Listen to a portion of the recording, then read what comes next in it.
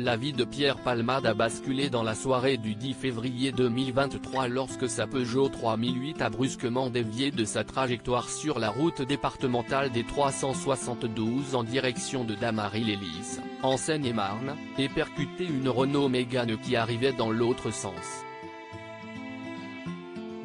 Sous l'emprise de drogue au moment des faits, l'humoriste de 54 ans provoquait un accident de voiture mortel. Le choc particulièrement brutal a non seulement envoyé le conducteur de la Renault et son enfant âgé de 6 ans dans le coma, en plus de provoquer la mort du bébé dont était enceinte une troisième passagère, la belle-sœur de l'homme au volant.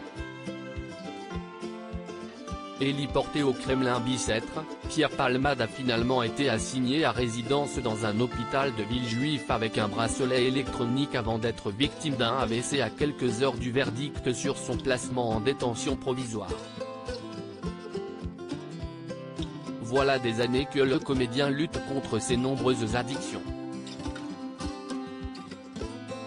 Il évoquait d'ailleurs ce difficile combat dans son livre « Dites à mon père que je suis célèbre » en 2019.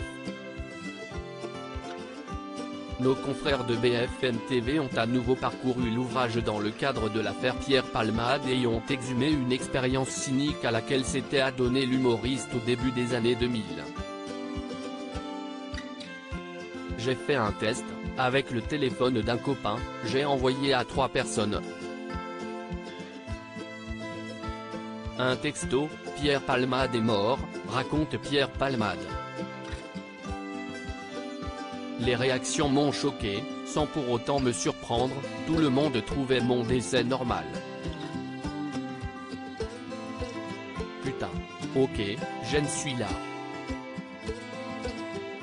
Un jeu morbide qui trouve un écho sordide avec la situation de l'humoriste depuis un peu plus de 2 semaines. Comment se portent les victimes de l'accident de voiture de Pierre Palmade?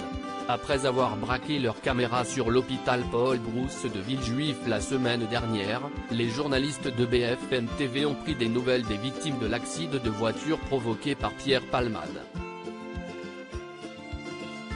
Ils vont tous très mal, a confié Mourad Batik, l'avocat de la famille à bord de la Renault Mégane.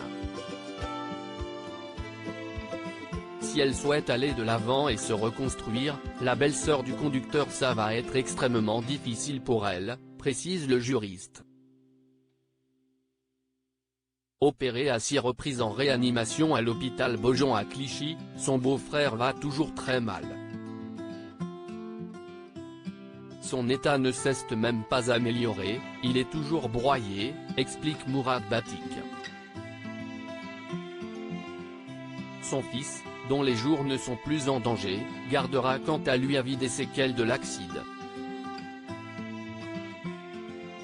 Il va y avoir très long processus de reconstruction d'un point de vue physique d'abord puis psychologique pour un enfant déscolarisé qui était au CP et qui avait une vie tout à fait normale, ajoute l'avocat dont les clients attendent désormais la manifestation de la vérité.